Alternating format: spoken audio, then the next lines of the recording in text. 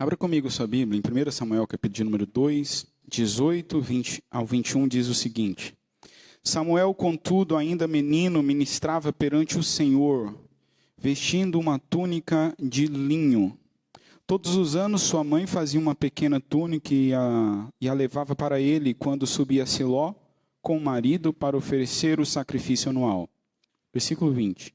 Eli abençoava Eucana e sua mulher, dizendo: O Senhor dê a você filhos desta mulher no lugar daquele por quem ela pediu e dedicou ao Senhor. Então voltavam para casa. Versículo 21. O Senhor foi bondoso com Ana e ela engravidou e deu à luz 3 filhos e 2 filhas. Enquanto isso, o menino Samuel crescia na presença do Senhor. Hoje nós vamos meditar no seguinte título: Uma vida para Deus.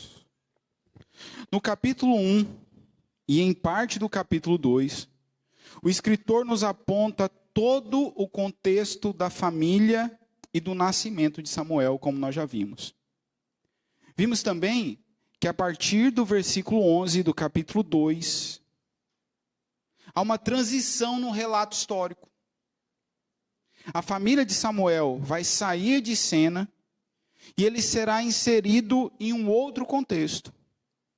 Enquanto a família de Samuel volta para Ramá, Samuel fica servindo ao Senhor em Siló, sob a tutela do sacerdote Eli.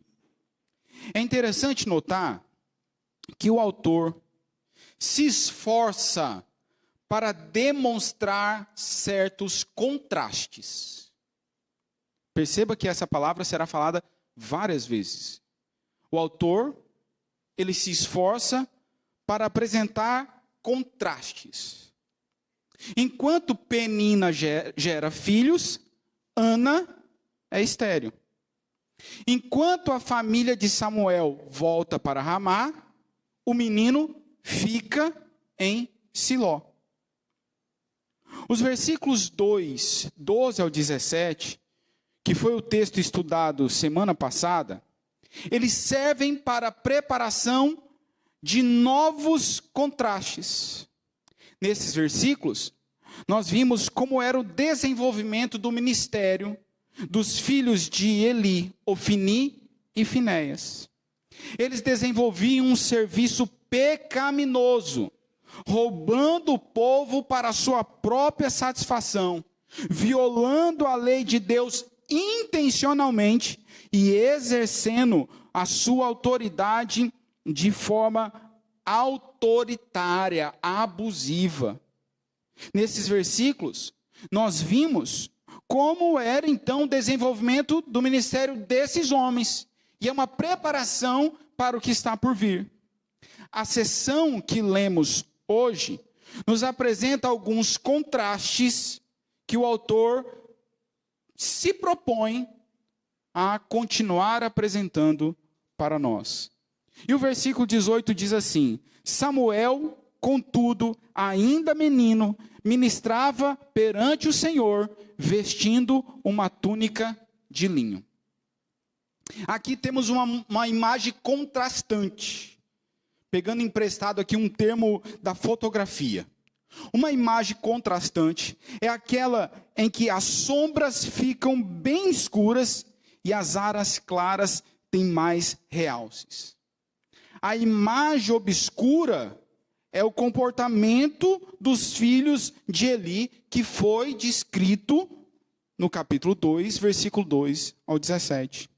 A imagem mais clara é a pessoa e o serviço de Samuel. E o que o autor ressalta nesse versículo?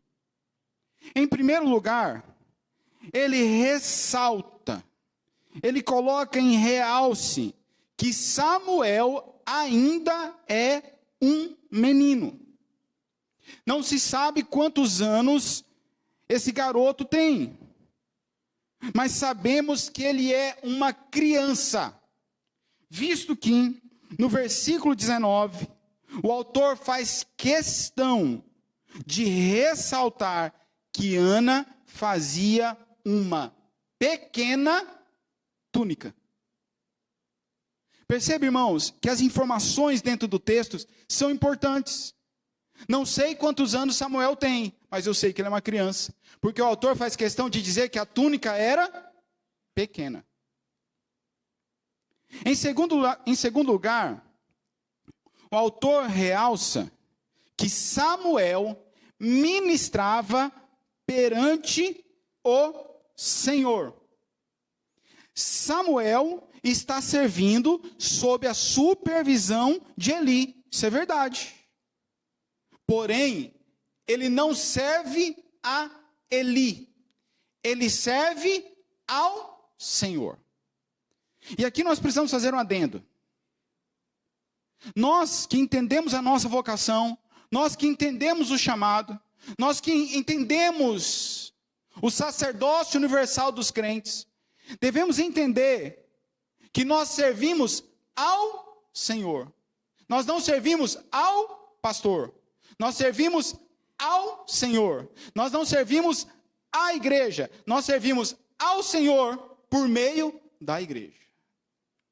Em terceiro lugar, o autor realça que enquanto os filhos de Eli servem os seus próprios interesses, Samuel serve o interesse do Senhor.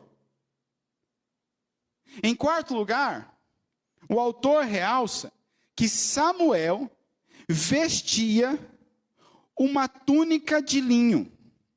Uma túnica ou uma estola era uma vestimenta usada pelos sacerdotes por cima de suas roupas. E aqui pode causar estranheza. Samuel já está usando algum tipo de túnica ou estola. Ele ainda é um menino.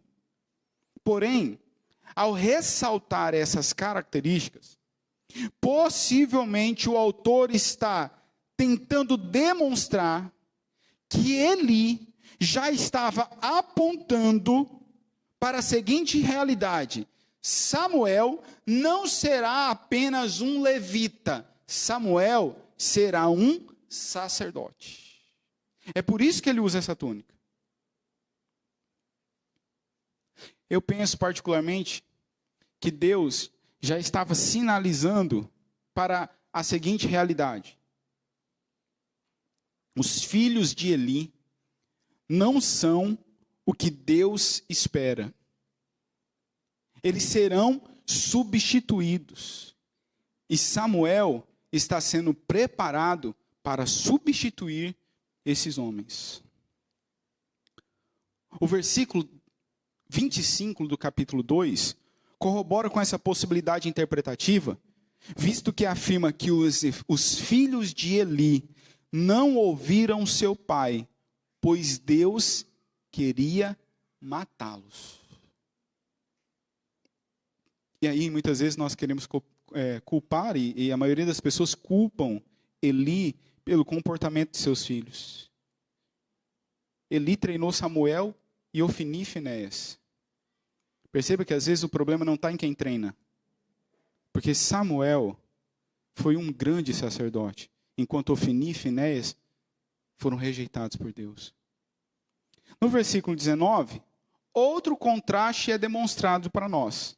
O texto diz: todos os anos, sua mãe fazia uma pequena túnica e a levava para ele, quando subia a Siló com o marido para oferecer o sacrifício anual. No primeiro capítulo, nos foi informado que Ana subia a Siló anualmente.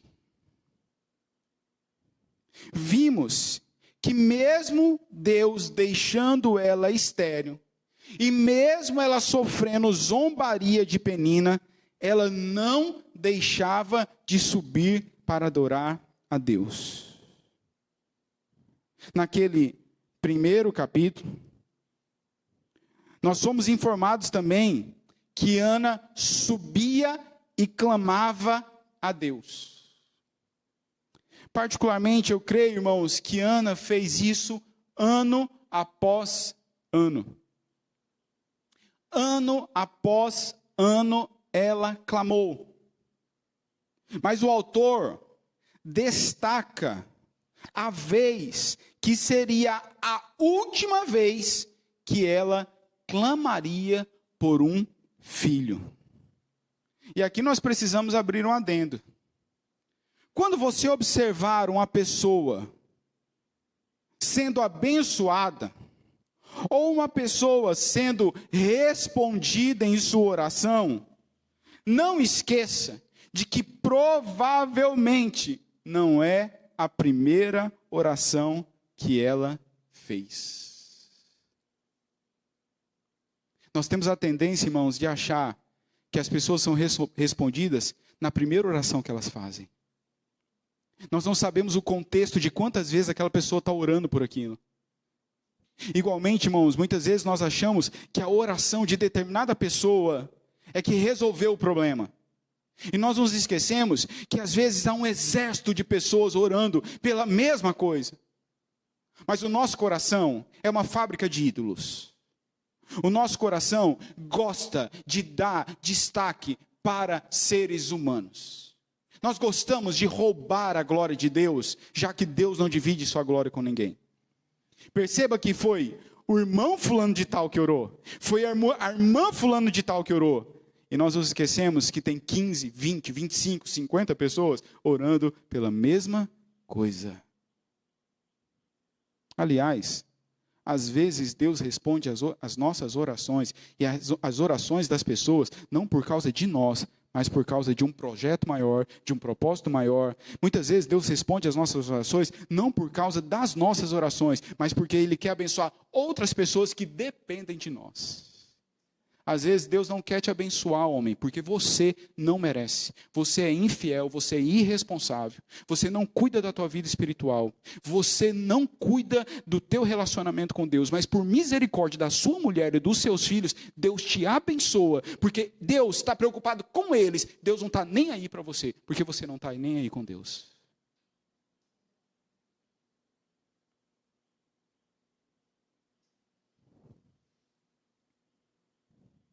Agora, Ana não vai subir mais para clamar. Ana já foi respondida pelo Senhor. Que contraste maravilhoso. Antes aquela mulher subia para pedir, agora ela sobe para agradecer. Antes ela subia para suplicar. Hoje, agora, ela sobe para confirmar o seu voto. E ao subir, ano após ano, Ana via como Deus havia sido gracioso com ela. O versículo nos apresenta a informação de que Ana levava todo ano uma túnica para Samuel. Isso nos mostra que ela não pensava em voltar atrás em sua decisão de dedicar seu filho ao Senhor.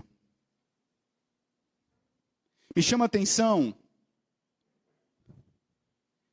que Ana, ela sobe para adorar quando Deus ainda não a abençoava.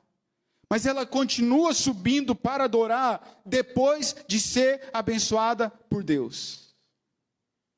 Muitos de nós só buscam o Senhor enquanto precisamos ser abençoados. Outros, depois de serem abençoados, se esquecem do Senhor. Ana buscava antes e Ana buscava depois. Ao subir, Ana levava uma túnica. Ela está dizendo o seguinte: eu não penso em voltar atrás. Eu não penso levar o menino para casa. Eu dediquei ele ao Senhor.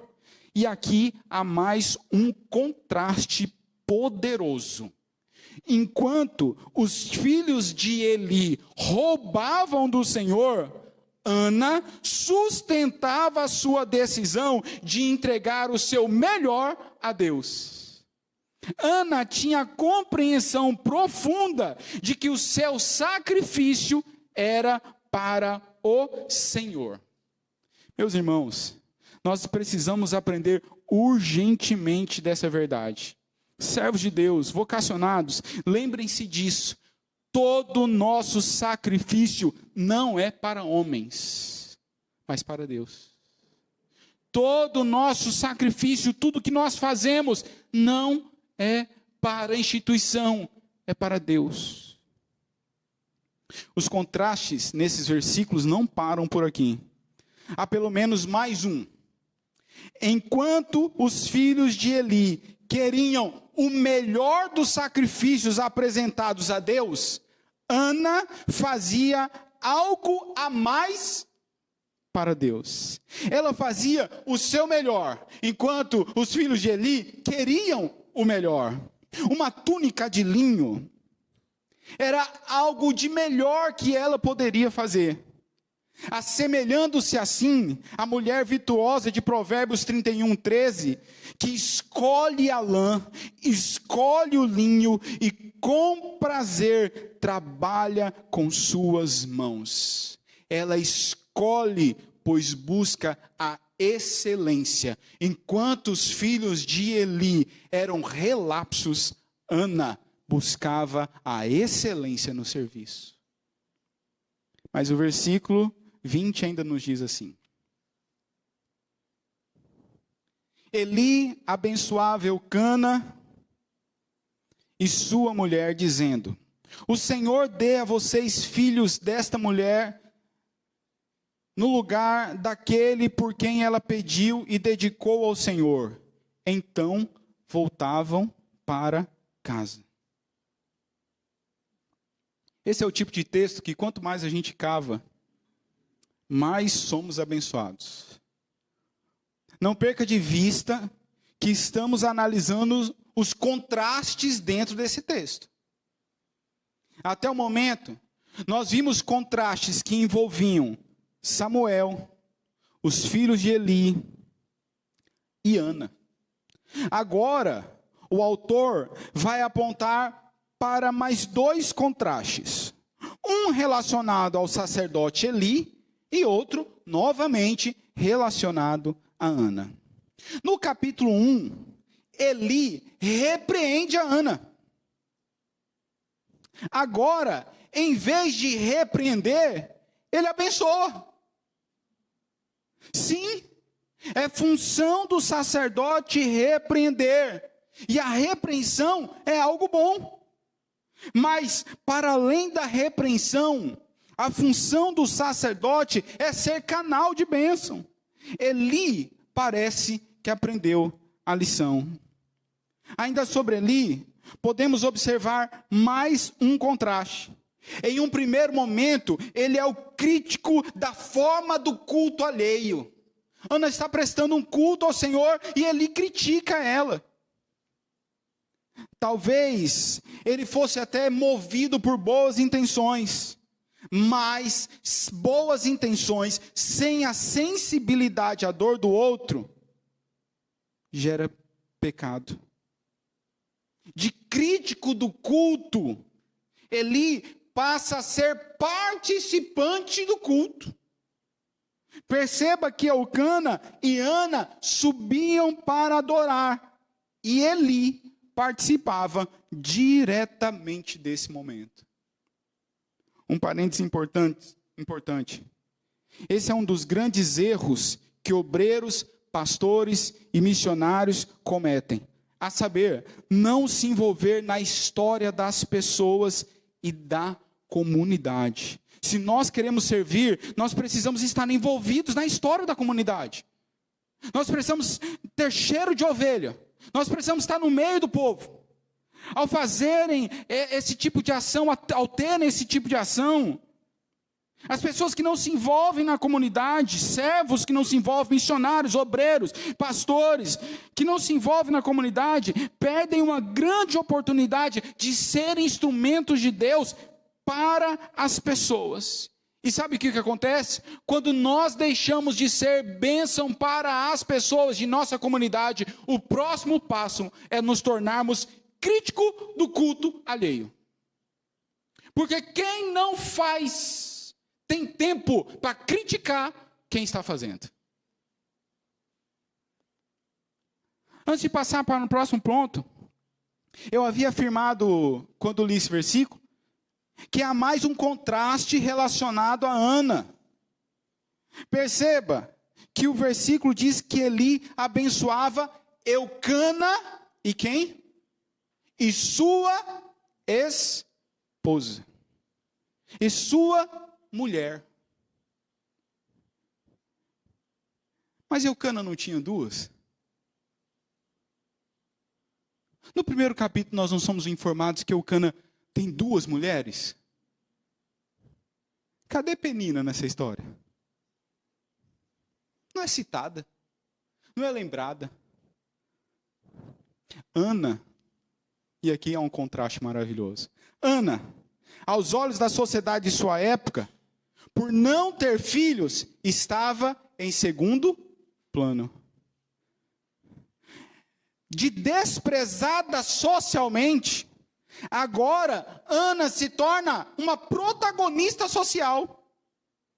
Mais um contraste. Ana estava fadada a ser a esquecida, mas ao ser abençoada por Deus com seu filho Samuel, sua história ainda é contada nos dias de hoje. O versículo 21 continua mostrando contraste para nós. O Senhor foi bondoso com Ana. Ela engravidou e deu à luz 3 filhos e 2 filhas. Enquanto isso, o menino Samuel crescia na presença do Senhor. Nós estamos observando os contrastes que o autor vai apresentando nesses primeiros capítulos em 1 Samuel. Nós já vimos os contrastes relacionados a Eli, os contrastes relacionados a Ana, os contrastes relacionados a Samuel. Agora, eu te convido a observar os contrastes relacionados a Deus. Antes de prosseguirmos, preciso fazer um parênteses importantíssimo aqui. Quando falamos, ou quando falo de contraste em relação às ações de Deus, eu não estou falando de contradição. Eu estou falando de contraste.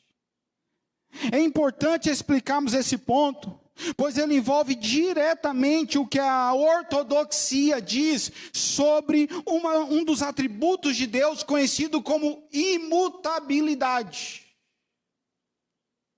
No século XX nós encontramos a teologia relacional, o teísmo aberto, que começou a mexer com a onisciência de Deus. Eles diziam: Deus não sabe de todas as coisas.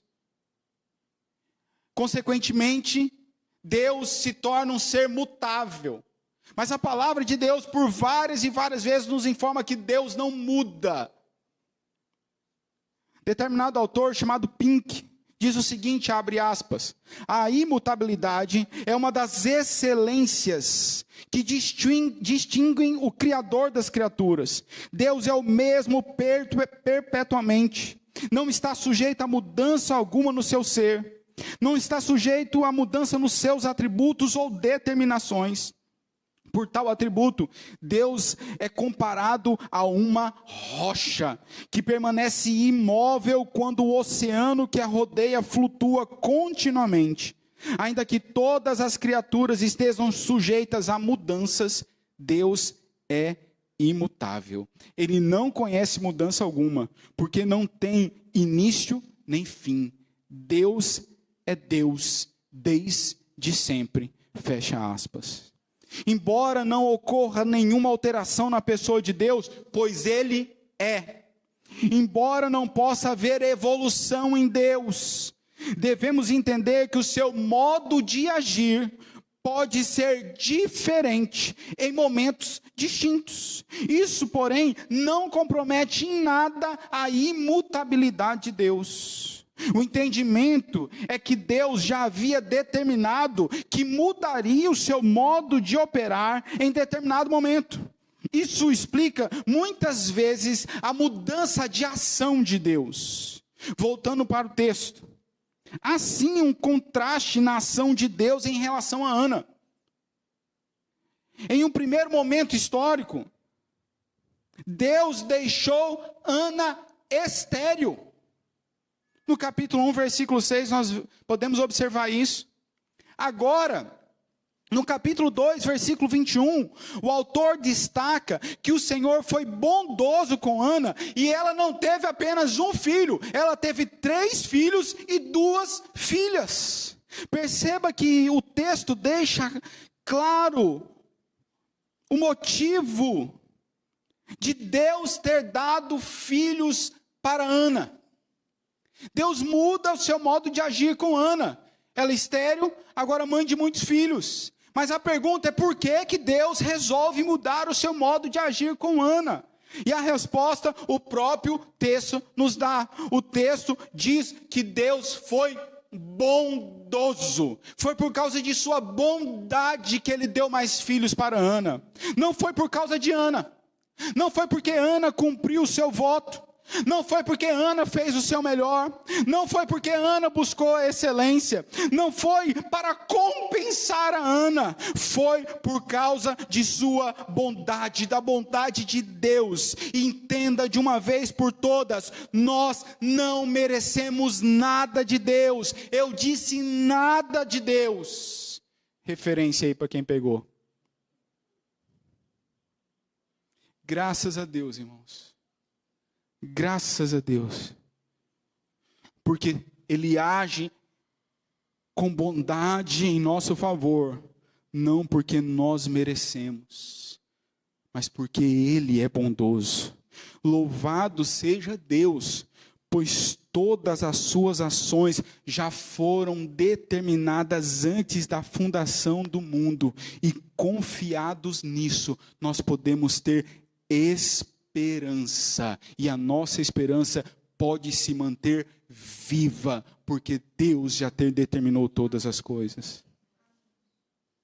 Até o momento, nós vimos contrastes que o autor apresenta sobre Eli, sobre Ana, sobre Samuel e sobre Deus.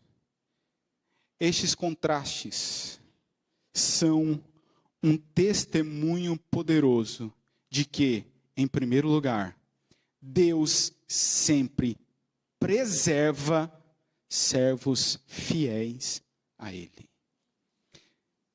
Esses contrastes são um testemunho poderoso de que Deus sempre preserva servos fiéis a Ele. Nós estamos fora da história. Nós conhecemos o começo e o fim dessa história. Nós estamos lendo a história. Você pode chegar na sua casa hoje, abrir o livro de 1 Samuel e ler toda a história. Você vai saber o começo, o meio e o fim. Porém, transporte-se agora para os dias de Eli. Imagine-se sendo um adorador sincero. Agora você está subindo ao santuário de Deus para apresentar a sua oferta. E agora você tem que se deparar com Ofni e Finéias. Pense da seguinte forma. Mais um ano, você vai para sua casa, passa um ano, você fala, subirei novamente ao santuário de Deus, apresentarei a minha oferta. Quando você chega no santuário de Deus, quem te recebe? Ofni e Finéias. Eles continuam ali, eles continuam com as mesmas ações, eles continuam roubando as ofertas de Deus, eles continuam constrangendo o povo, eles continuam sendo pessoas autoritárias. Que sentimento viria à sua mente? Que sentimento viria no seu coração? O que afloraria dentro de você? Se você fosse um adorador verdadeiro, provavelmente, além de se sentir com raiva, com ira dessa situação, você perguntaria o seguinte: Deus não vai agir? Deus não fará nada? Eu tenho certeza que você faria isso, porque muitas vezes, quando nós vemos pastores que enganam por aí, falsos mestres que enganam as pessoas, muitas vezes nós perguntamos: Deus não fará nada? Deus não se levantará? Nós perguntaríamos: será que Deus não está vendo o que esses homens estão fazendo? Eles estão roubando. Eles estão adulterando, são prostitutos. Será que nós não perguntaríamos isso para Deus? Até quando, Deus, tu suportará esses homens? Mas lembre-se, irmãos, nós estamos fora da história. Nós sabemos o que aconteceu com Ofni e Finéias. Nós sabemos. Nós sabemos que Deus o matou.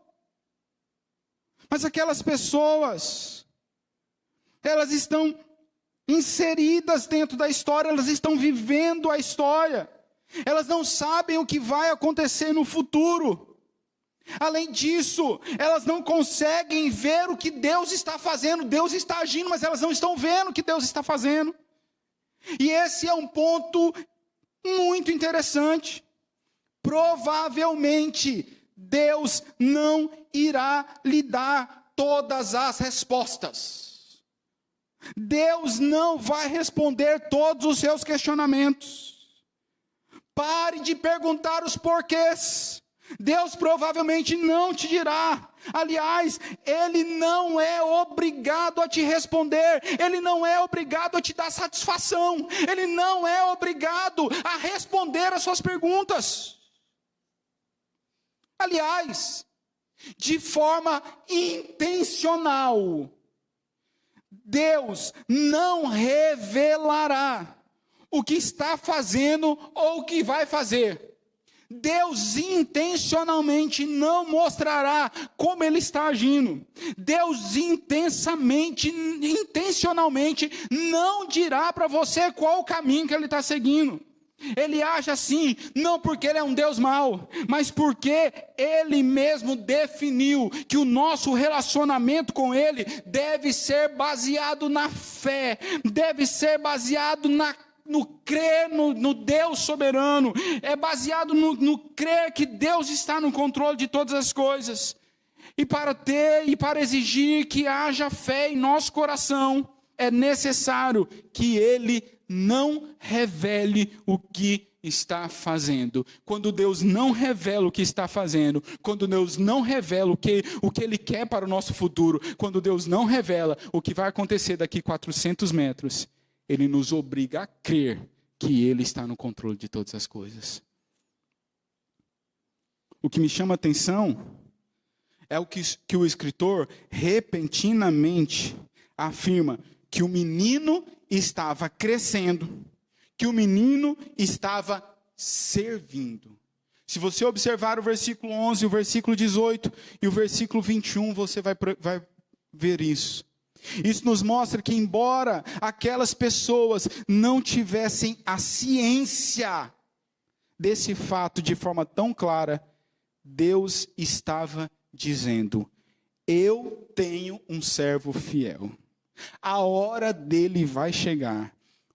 Ofni e Finéias não passarão. Pega a referência.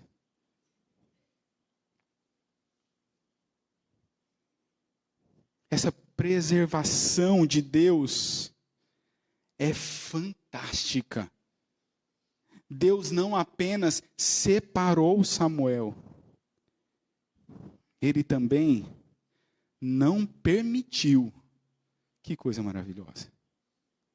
Deus não apenas separou Samuel, Ele não permitiu que Samuel imitasse os filhos de Eli, por mais que parecesse vantajoso.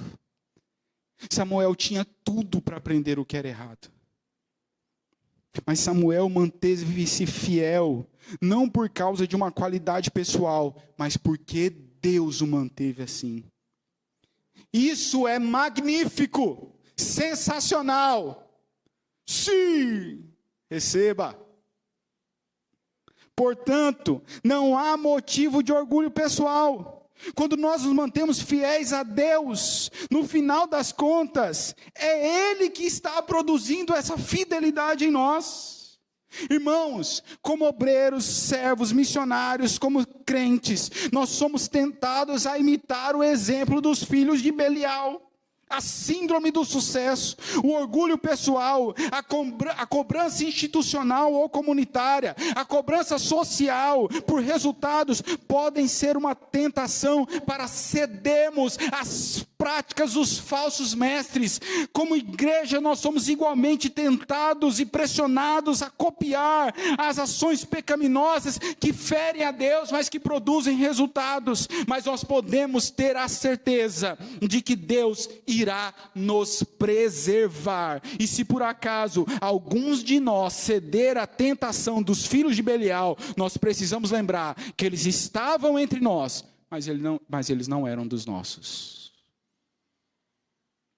O primeiro testemunho poderoso que esses contrastes apresentados nos textos nos ensina é que Deus sempre preserva servos fiéis a Ele. Os filhos de Eli foram infiéis, mas Deus preservou a Samuel. O segundo testemunho poderoso que podemos aprender com esse contraste é que Deus sempre sustenta seus servos fiéis. Nós vimos num ponto anterior que Deus preserva servos fiéis. Ou seja, nós podemos ter a certeza que sempre haverá homens e mulheres fiéis a Deus. Agora, porém, nós vamos dar um passo a mais. Deus não apenas preserva, Ele também sustenta. O sustento é uma das maiores preocupações que os obreiros, que têm chamado ministerial, é a maior preocupação, uma das grandes preocupações que os obreiros têm. São preocupações legítimas, irmãos. Mas olhando para diversos textos bíblicos, nós podemos ter a certeza e aprender que essa não deveria ser a nossa preocupação. Deus sempre sustenta os seus. Agora, olhando para Samuel, nós podemos ver como Deus agiu cuidando do sustento desse jovem aprendiz de profeta, desse jovem aprendiz de sacerdote. O texto nos diz que todos os anos sua mãe presenteava com uma túnica nova. Todos os anos o menino crescia. Naturalmente. A túnica do ano anterior não servia mais. Porém, Deus providenciava outra túnica.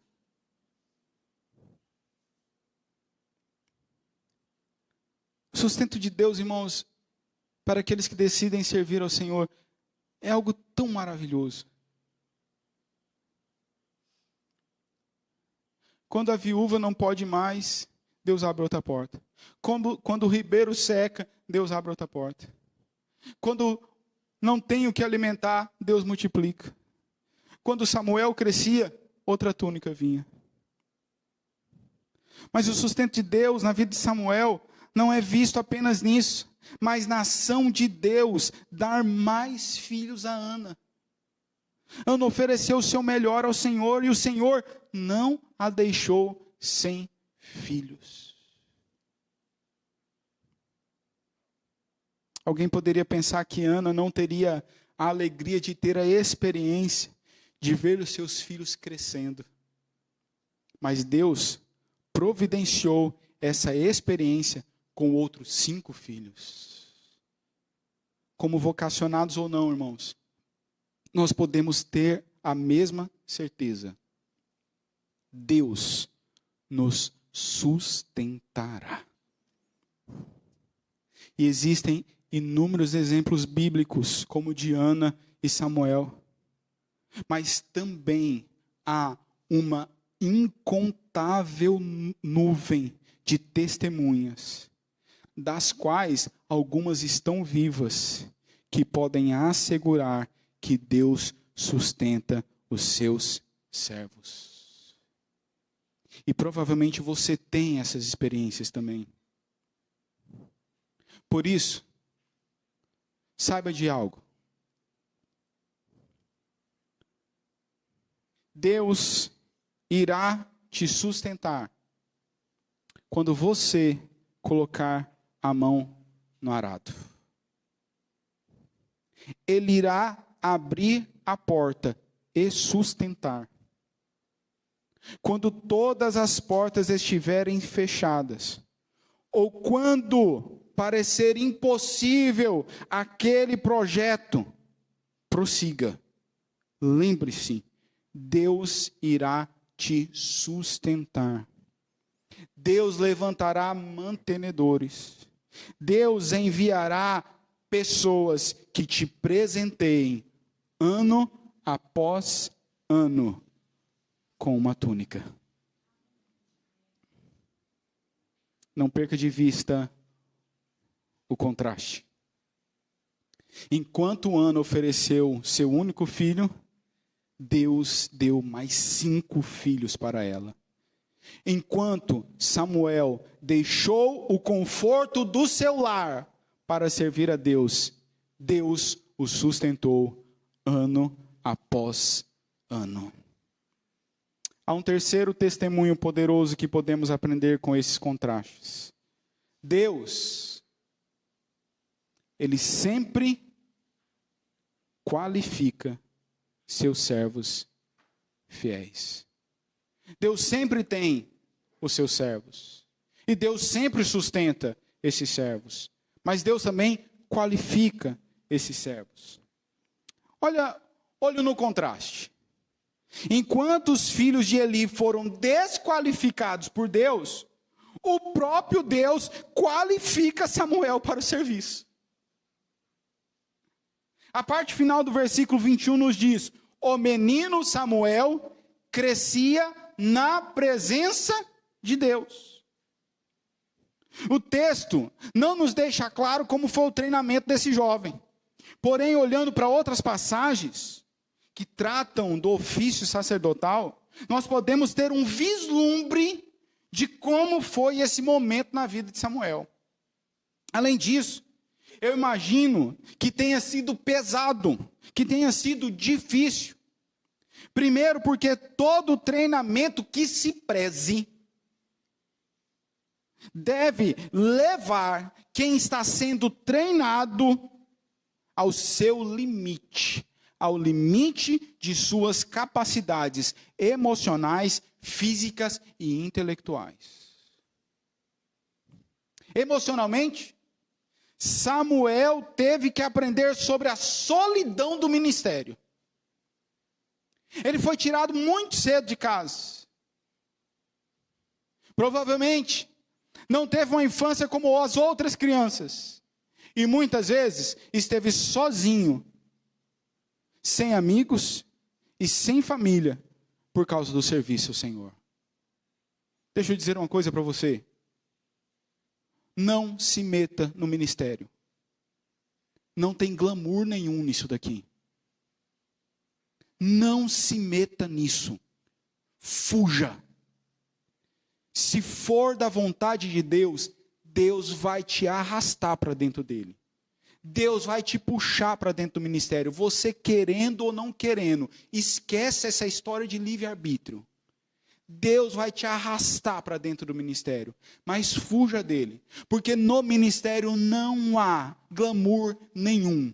O ministério é um lugar de solidão. O ministério é um lugar onde a crítica te acompanha. O ministério é um lugar onde a dor te acompanha. O ministério é um lugar onde as pessoas te apontam. O ministério é isso. É por isso que o treinamento para o ministério tem que nos levar ao extremo do nosso emocional. É por isso que tem muitos obreiros, muitos pastores se suicidando, muitos pastores entrando por vias do alcoolismo e dos vícios, porque não aprenderam a lidar com o seu emocional. Samuel teve que ser levado ao extremo do seu emocional. Deus precisava qualificá-lo. Não é fácil ser a pessoa que desagrada. Não é fácil ser a pessoa que é a voz de Deus e que chega para o sacerdote e diz: olha, vai morrer.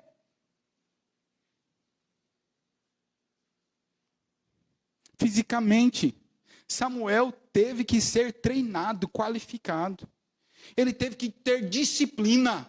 Disciplina para acordar cedo, acordar no horário certo, realizar certas tarefas no horário certo. Ele precisava ter disciplina. Disciplina na organização, disciplina no fazer.